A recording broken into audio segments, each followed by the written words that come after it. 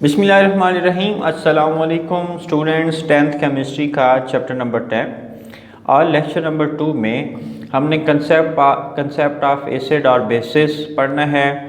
Concept of acid और basis के अंदर हम सबसे पहले एसिड्स और बेसिस की करैक्टरिस्टिक्स प्रॉपर्टीज़ पढ़ेंगे। कौन सी करैक्टरिस्टिक्स प्रॉपर्टीज़ जिनकी वजह से ये रिकॉग्नाइज्ड होते हैं। Acids and bases are recognized by their characteristics properties such as taste, effect on litmus paper, they are corrosive or non-corrosive और इनकी कंडक्टिविटी। ये वो करेक्टरिस्टिक्स प्रॉपर्टीज़ हैं जिनकी वजह से हम एसिड्स और बेसिस को रिकॉग्नाइज कर सकते हैं। तो सबसे पहले हम एसिड्स के टेस्ट की बात करें तो एसिड्स जो हैं ये क्या होते हैं, they are sour in taste. ये जायका में, टेस्ट में क्या होते हैं, तुर्श होते हैं।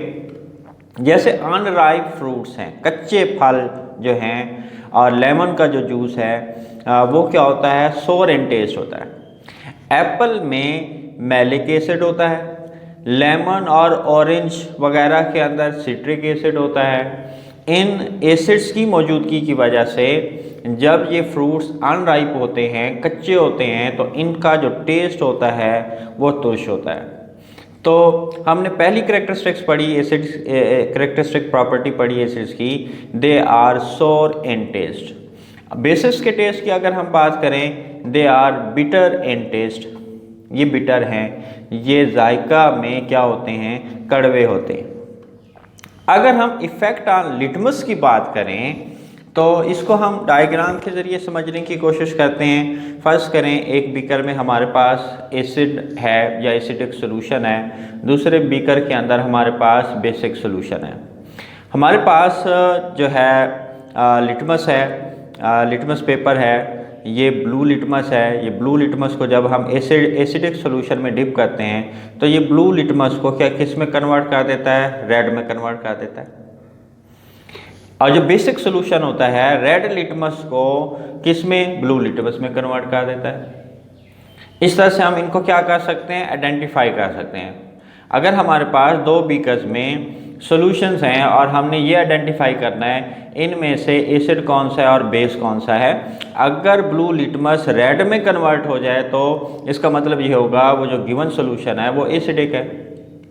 अगर रेड लिटमस जो है ब्लू में कन्वर्ट हो जाता है तो इसका मतलब ये है कि जो गिवन सॉल्यूशन है वो क्या है, बेसिक है।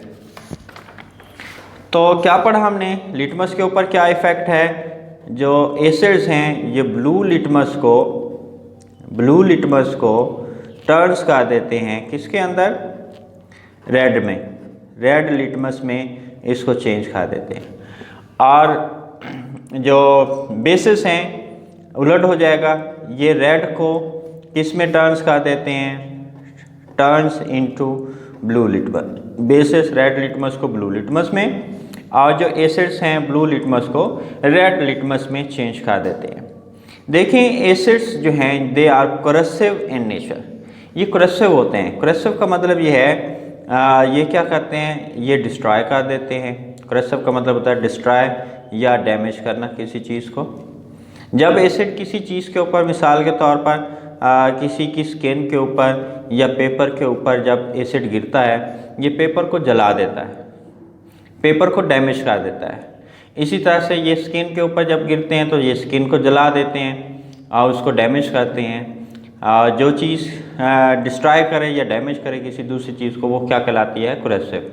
एसिड्स जो हैं कोरोसिव इन नेचर हैं, जबकि तमाम बेसिस जो हैं ये नॉन कोरोसिव इन नेचर हैं except concentrated potassium hydroxide and sodium hydroxide. Concentrated sodium hydroxide और पोटासियम हाइड्रोक्साइड के अलावा जितने भी बेसिस हैं, सारे के सारे बेसिस जो हैं, all bases are non corrosive except concentrated sodium hydroxide and potassium hydroxide. Next property की अगर हम बात करें, फर्स्ट करें हमारे पास कोई एसिडिक सोल्यूशन है, ये एसिडिक सोल्यूशन है, ये एसिडिक सोल्यूशन एसिड्स का एक्वस सोल्यूशन फर्स्ट करें हमने बनाना है, इसमें हमने HCl ऐड किया है। तो एसिड जो है वाटर के अंदर डिसोसिएट हो जाएगा हाइड्रोजन्स आइंस के अंदर और क्लोराइड आइंस के अंदर। इन आइंस की मौजूदगी की वजह से, फ्री आइंस की मौजूदगी की वजह से जब इस सॉल्यूशन में से आप इलेक्ट्रिक करंट पास करते हैं तो वो इलेक्ट्रिक करंट जो है इसमें से पास हो जाता है, यानी ये इलेक्ट्रिसिटी को ऐसे सॉल्यूशंस क्या करते हैं, कंडक्ट करते हैं। Aqueous solutions of acids, aqueous solutions of acids क्या करते हैं, इलेक्ट्रिसिटी को कंडक्ट करते हैं। सेम टू सेम इसी तरह से बेसेस हैं। फॉर एग्जांपल हमने कोई बेस इसके अंदर ऐड किया है, पोटासियम हाइड्रोक्साइड को इसमें ऐड किया है, तो पोटासियम हाइड्रोक्साइड अपने आइंस के अंदर पोटासियम आइन हाइड्रोक्साइड आइन के अंदर क्या हो जाएगा, डिसोसिएट हो जाएगा। अब इस सोल्यूशन के अंदर, इस बेसिक सोल्यूशन के अंदर पोटासियम आइन और हाइड्रोक्सिल आइन मौजूद है। इन फ्री आइंस की वजह से इसमें से भी इलेक्ट्रिसिटी क्या हो सकती है, इलेक्ट्रिसिटी कंडक्ट हो सकती है, इलेक्ट्रिसिटी पास हो सकती है।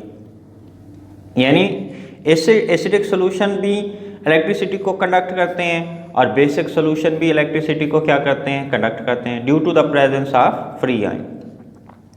और इसकी एक और करेक्टरिस्टिक ये है, करेक्टरिस्टिक प्रॉपर्टी ये बेसिस की, they are slippery to touch like soap. Soap की तरह जब हम सोप को टच करते हैं तो हमें स्लिपरी फील आता है, और इसी तरह से जब आप बेसिस को टच करते हैं तो आपको कैसा फील आता है, स्लिपरी फील आता है।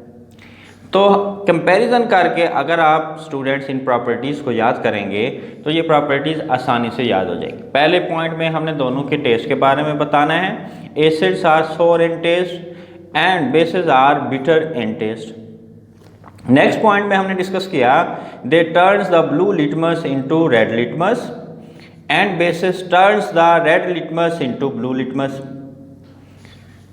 All acids are corrosive in nature, all bases are non-corrosive in nature except concentrated sodium hydroxide and potassium hydroxide. Electricity, aqueous solution of acids conduct electricity, aqueous solution of bases conduct electricity and bases are slippery to touch. जब हम इनको touch करते हैं तो ये slippery जो है ये हमें फील देते हैं। ये था आज का हमारा lecture number 2। That's it, thank you.